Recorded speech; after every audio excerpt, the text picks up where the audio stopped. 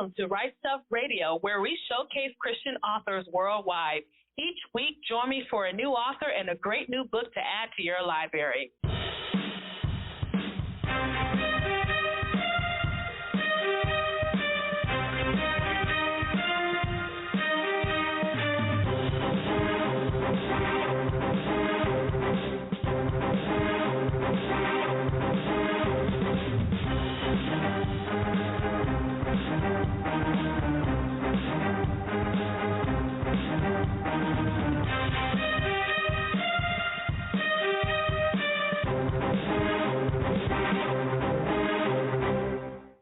Welcome to The Right Stuff. I'm the Queen, Parker J. Thank you so much for joining me. Today we're going to have a special edition of The Right Stuff, as I am going to be talking to two of my returning guest co-hosts and contributors today, Joanna White and Alan Steadham. Those of you know I enjoy having them both on the show, but they're bringing something new today. They're going to be talking about an anthology. And I don't want to give away too many spoilers because this is a very unique anthology that we're showcasing today. So I can't wait for you guys to hear all about it. Before I do that, I want to thank you all for your support of my newest release called The Butler's Daughter. I really am excited to see what you think about that book, so let me know by going ahead and leaving a review. It is available exclusively on Amazon.com. We want to thank our Patreon team for their support. We have been showcasing Christian authors worldwide for the past 9 years, and as God gives us grace, we'll continue to do so. To find out how you can help out, simply go to patreon.com/rightstuff and see what you can do. And as always, we covet your prayers.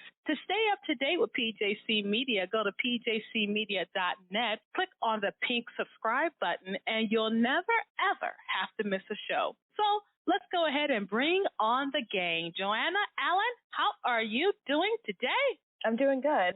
I'm doing good, too.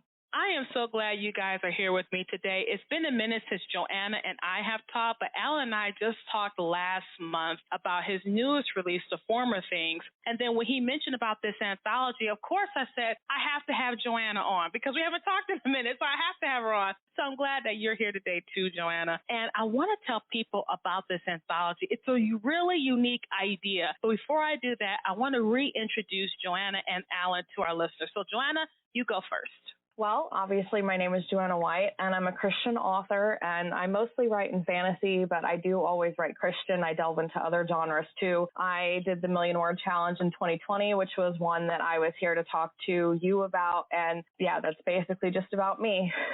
And for me, my name's Alan Steadham. I'm a Christian fiction author.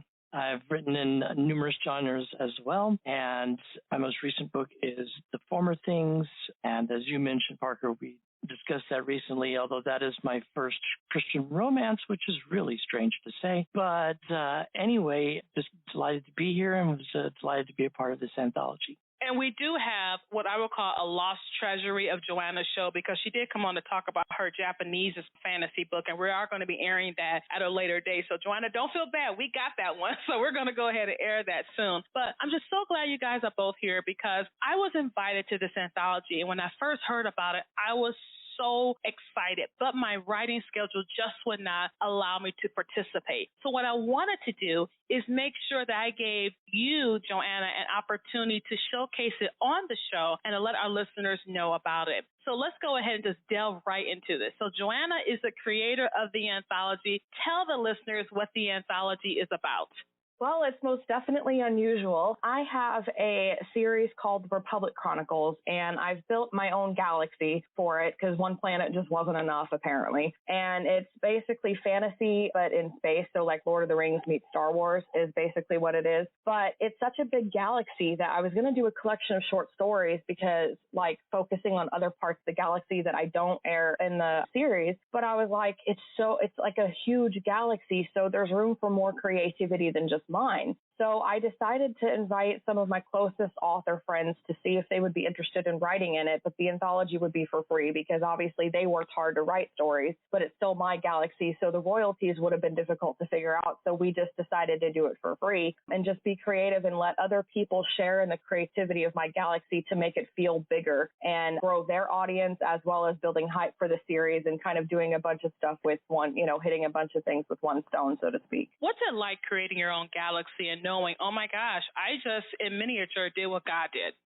Honestly, it puts me in awe, and I actually it honestly connects me with God so much. It's like a form of worship to him for me, because I create, when I'm creating the galaxy afterwards, I am just mentally drained. I am so exhausted. It's fun, but I'm just so tired, and I have to have inspiration from somewhere. And then I think about how God he doesn't get tired, and he came out of the real galaxy out of nowhere. So it honestly just makes God feel so much bigger anytime I create something in my galaxy. Alan, I got to get your opinion. When you first heard about this idea, why were you so on board with it? I know why I was, but why were you so on board with it too? Well, first of all, I'm familiar with Joanna's work, and I know how prolific she is in creating this galaxy. And she has it's very clear from her writings that she has a lot of fun, but she also takes it very seriously, and she takes God very seriously. So I really respect that about her. When she invited us to participate in this, it was cool because it was basically her opening up her sandbox, or in this case, her galaxy, for us to play in. And as writers, that's one of the most fun things to do is, sometimes I think a challenge for writers is, okay, well, what am I going to write next? And here she basically said, okay, well, here's the setting, here's the races, here's kind of how the planets work, and here's this general set of rules. Now have fun. And so, in my case, for sure, that's what I did. And another thing that really, was very helpful when I said, hey, I want to do a space Western. And she's like, cool. How do you want to do it? So it was a very warm and inviting collaborative experience. And I think that creating that makes it a lot better and easier for the writers, and you get a better end result when you do that. So my kudos and respect to Joanna over that. I like how you use the analogy of how Joanna created the sandbox and then let the other authors play in that sandbox. And again, it goes right back to how the Lord created the universe and said, hey, go play, go learn, go grow, go create. And that's what I think writers have, this unique connection when it comes to co-creating with God, the ability to do what he does, to mimic that in some very small way, what he allows us to do, which is to create. And so, Joanna, you created this galaxy and these worlds and these races. And that's one thing that I enjoyed about the parameters of the anthology. I didn't have to think of everything. You had done it all. And I like that. So I could say, okay, I'm going to take this particular race and put them on this planet, or go to this planet and do something. And I had, of course, a romantic idea for my story, and I was just so excited to be a part of it. And I know your work ethic as well, because you're a very dedicated writer and you're constantly looking to write and also to help authors too. But we'll talk about that a little bit later on in the broadcast. So let's go back a few steps, Joanna. Tell us about the Republic. Well, essentially, the Republic is the reigning empire in the galaxy. They protect the galaxy and help kind of run things smoothly for the most part. There are outlying planets and systems, obviously, so not everything is in the Republic, but for the most part, they rule it. And the Republic, its army essentially are magi, who are basically warriors who have magic, but the magic long ago was given to them by the Father to protect and serve, but recently they've fallen away from him, so there's only a few that still do believe and follow God in the old ways and stuff like that. But the Republic is huge. It's ruled by basically a Senate and diplomats, I call them, instead of senators. And these diplomats in the Republic court and basically keep things going. So there's a lot of politics. There's a lot of action and stuff like that. And I took the opportunity with my particular story to show a little bit of the corruption in the Republic court, so that's the kind of exciting part, is that I wanted to show a different side than I did in the main series. Alan, for you, when you were creating your story, you said you wanted to do a space Western. And so you look at what was presented to you in the sandbox, and you chose, obviously, a planet, a race, or whatever. So tell us, just in your story, from Joanna's worlds, what did you decide to do? Like, what planet did you go to? What race did you decide to work with? Well, that was the other fun thing about it. I used several, and essentially it starts on one world called Devine, which is an ocean world with basically these kind of mer species and mer-related species. So, in this case, I chose a dolphin mer because why not? And I chose a male dolphin and named him Camdar. And because one of the fun things about this was to create a character like none I'd ever made before. And so in this case, you've got a man who has I guess you could say, the playfulness and the childlike quality of a dolphin, because dolphins can be very helpful. They can learn very quickly. They can do all these things, but there's this childlike quality to them just because of the way God made them. And so I brought that here. And so even though he is, a young man in his mid-20s, but he's kind of got that naivete. He's got that youthfulness and that simplicity, sort of a trusting nature that can be good and can be bad. And then to have him run across our main character, her name is Jalay, that she is kind of his opposite. She's a little older than him. She's been kind of seedy and selfish and basically the complete opposite of him. And the story starts there on this ocean world because basically she got into trouble with some people on another world in Joanna's universe. And then somehow in the course, because I don't want to give spoilers, we end up on another planet on the far side in what are called the outer solar systems, a world called Ordax 5, which basically is a dust ball in space that I set up a old-style Western town. And that's where a lot of the rest of the story takes place. And that was so much fun because I used different types of what Joanna calls animaloids, which are more animal-human hybrids, basically. So I've got different species from that are part of the sheriff's department, basically, and they're led by a 6-foot-tall bloodhound named Sheriff Bricks. There was so much fun to do with this. And then on top of that, we've got some bounty hunters that come into play, and one of them is a human and one of them is another race. So it was just all kinds of fun to set up because Joanna gave us so much to work with. And then I just started turning to the Lord for inspiration on this. And I'm like, okay, Lord, what do you want me to do with this? And he brought the story of the Good Samaritan to me. And so this is a space Western retelling of the Good Samaritan story with a couple of twists.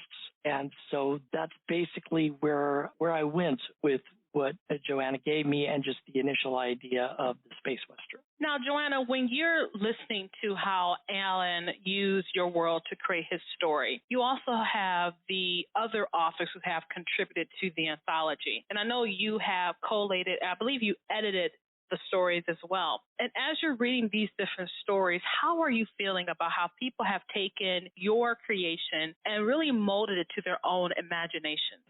Honestly, I was so excited because when I first came up with the idea, I talked to a few other authors and they told me this was a bad idea. Don't do it. No author would want to write for somebody else and not have anything for it. And I was just really discouraged. So I was not even sure if people would be interested. But then I get Alan and I get the other authors and they were all excited. And I'm going, wait, what? I thought I was going to have to squeeze somebody's arm here to do this with me. But you guys are actually excited. And I was having Alan message me and some of the other authors when they worked on their stories asking me all kinds of questions, and we're getting to collab to invent stuff that would basically become officially canon in the universe together. And it was just, there was so much enthusiasm and so much creativity because no one story in this anthology feels the same. We all did something different, but there's so many good themes throughout each story. We all tried to bring out God and just honor him, and yet they all are totally different. I would argue to say different subgenres of, fantasy sci-fi anyway. So it's so cool to see the different creativity that every author put forth. And for me to get to experience that, it puts me at such awe that I don't even have words to describe because I didn't think that people would be interested, let alone enthusiastic about it. And then, of course, once it actually got coming together, I got intimidated because I was like, what if these people write in my universe better than I do? And so I had to get through a little bit of imposter syndrome there too. But for the most part, it was just enthusiastic and just in awe for how enthusiastic everybody was. And just to let everyone know, I was not one of the authors who said don't do it, because she approached me too, and I wanted to write in your universe. And I remember looking through all the documentation you had put up in the Facebook group, and I was like, wow, I don't have to think. I don't have to think. I don't have to do too much. I just have to let my imagination flow. And in this anthology, it's called Lights in a Dark Sky. There is so much going on in this universe. And guess what? Various authors had the opportunity to play in it. So what I want you to do is love on all our authors here and pick up your copy of Lights in the Dark Sky. And that's available on Amazon. And is it available anywhere else, Joanna? Yes, actually, it's available on Barnes & Noble and Kobo and Apple Books and some other places. So you can pretty much find it everywhere, I think, at this point.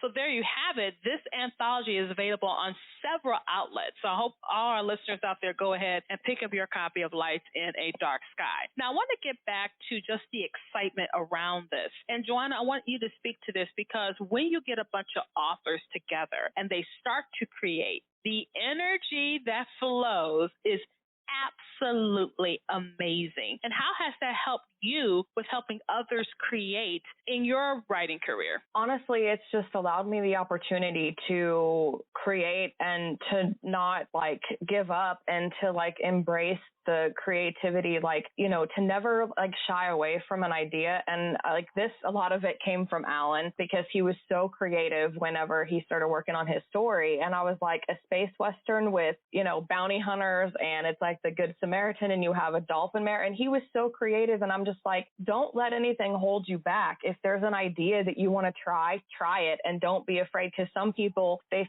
thought about, okay, well, how is the audience going to perceive this? Is this going to be sellable? Is this going to be marketable? And they kind of hinder their own creativity instead of just unleashing it. And it really and I'm always enthusiastic about helping authors not give up. And if anybody else wants to try to collaborate, you never know what may happen, because I was so discouraged when I first started this idea. And then I found the 4 best authors I ever could have for this. And we had so much fun, and we've been working together. We started a little Christian chat on our own that we talk about and, keep each other encouraged and talk and everything. And so honestly, it's just it's taught me to unleash my creativity and help other authors not be afraid to try something new, basically, when it comes to your writing, because you never know what God can do with it. And that's the amazing thing is God can do anything with it as long as you collaborate with him. And that's just so amazing to think about. And I want to let our listeners know Alan is a sci-fi fantasy connoisseur, more so sci-fi. And so it does not surprise me at all, Joanna, that Alan was able to help you. He's helped me out. I mean, that poor man, he was on the phone with me one time. I was going to choir rehearsal, and he's on the phone with me helping me figure out a plot device for one of my sci-fis that have not yet been published, but it's going to go under my granny's pen name. And he's just that type of guy to actually have that insight into how to world build. And that's how me and Alan connected, was through his series, Jordan's World, which was one of the first series that just made me mad throughout the entire reading of it. I just could not understand why they treated that poor girl so horribly. However, at the same time, I'm glad that he was on your team, Joanna, because Alan is a massive asset, I think, to any writer, particularly when it comes to world building. Now, Alan, let me ask you this. Have you had an opportunity to read some of the other stories in the anthology? I know we always can't because of our own busy schedules, but if you have, what were some of the impressions that you got from it? Well, I have had a chance to read all the other stories, and it's very interesting because, as Joanna already mentioned, they're completely different points of view. And, some of the messages were more blunt than others. I enjoyed aspects of each of them because, say in Michaela Baker's story, it really flows. There's action, there's sympathetic characters, and, what's going on in the story. It's a very definite, beginning, middle, and end, and they're interesting characters, and it's a clear good versus evil going on. With H.A. Pruitt's very dynamic story. I really enjoyed her characters and the dynamic between the 2 main characters. And I don't want to give too much away on that one, but that's one of my favorite stories in there was Heather Pruitt's. And the main reason is because it's so important to teach forgiveness, because that's one of the biggest things that God teaches us and taught us through his son, Jesus, is that feeling of forgiveness. And also for people to realize that even though they've been a certain way their whole life, that doesn't define who you have to be for your whole life. People can change. And I think that really comes through in that story. With Joshua's as a political intrigue tale and very different setting than the others and a lot more political tension. And I mean, that almost basically, I could see that one even having a sequel somewhere. And then with Joanna's story, I really got into that one as well because she created some very sympathetic characters in some very difficult circumstances. But you get to see more of her galaxy in her short story than I think the rest of us did in the whole book. So I think that's really interesting. And I think that together, it gives you a glimpse of this galaxy. And I think that's basically the whole point, is to give a glimpse into this galaxy, to see how different authors go about honoring the Lord, and just to see the creativity at work and seeing how there's overlays in each of the story, and we wrote these not knowing what the other authors wrote. And so it's very interesting for these overlays of these types of races and these mentions of the Republic and the functions of the Republic and what works where and what doesn't work in other parts. And just the fact that this is a living, breathing set of society, it really makes for an enjoyable reading experience.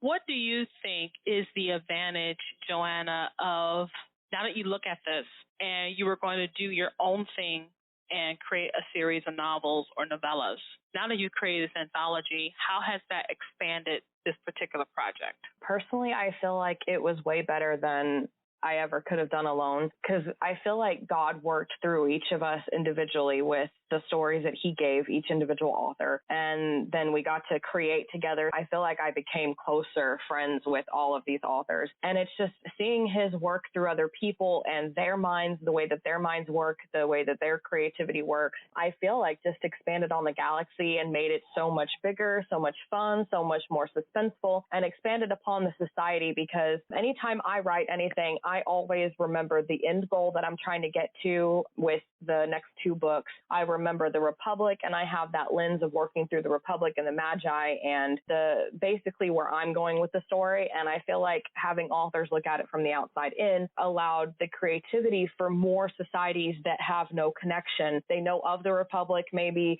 but they have their own problems there, and it's like a standalone kind of style of stuff. Whereas I'm always, even with standalone stuff, I'm like thinking through the lens of the Republic and the Magi and my goal, where I'm trying to get the story to. So it's just, it was so much better than I ever could have imagined or done by myself. So that's the exciting part. Do you see yourself expanding this to several anthologies and inviting new authors to join in that? Honestly, it's not something I thought about until this very moment, but yes, I definitely could see more anthologies. I have not just the galaxy itself, but there are eras and time periods. And I don't want to give away too many spoilers, but as it changes, there's going to be different opportunities for stories. And I think that's going to be so exciting to get those eras involved and to do this era still again with more stories in the future if people are interested. So yeah, that's definitely an exciting thing, and definitely something that I feel like is a great idea. Just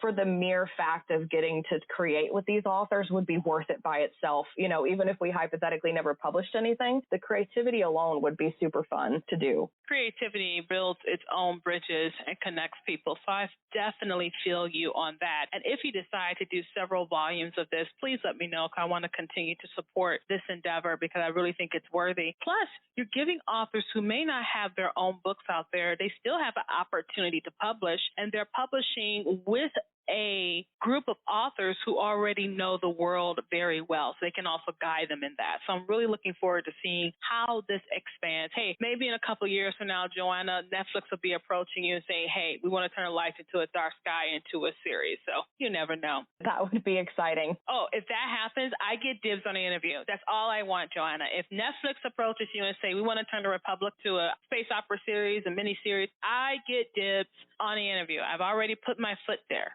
Yep, you totally get it. Just want to make sure. But in a few moments that we have left, and I'm really excited for Lights in the Dark Sky. It's available on multiple platforms, and I believe it's a free download, correct, Joanna? Yes, that's correct. Yeah, so you can get you a free book that has a lot of different subgenres in it by very talented authors, and you're definitely going to enjoy Lights in a Dark Sky. Available on Barnes & Nobles, Amazon, Kobo, and a few other places. Just make sure you go ahead and look for it today. In the few moments we have left, I want people to have an opportunity to follow you, Joanna, and Alan online. So, Joanna, first, go ahead and give us your social media outlets.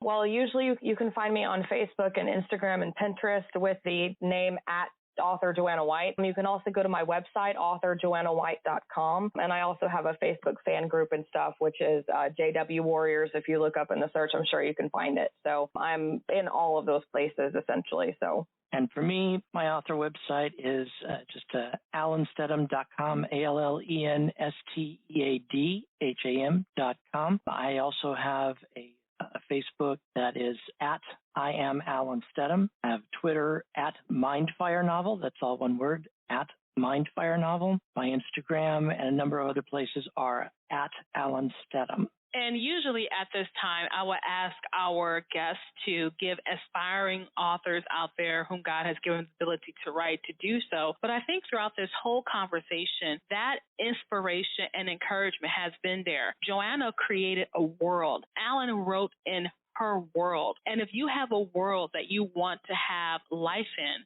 why not you just do what they did? Pick up the pen and write stuff. Thank you, Joanna White, and thank you, Alan Steadham, for being with us today. And to our listeners out there, make sure you pick up your copy of Lights in a Dark Sky, available wherever books are sold. But get this, you can get it for free. So why not go ahead and pick up your copy today? Thank you so much for joining me for this special edition of The Right Stuff. I'm the Queen, Parker J., and you have a wonderful, absolutely glorious, blessed day.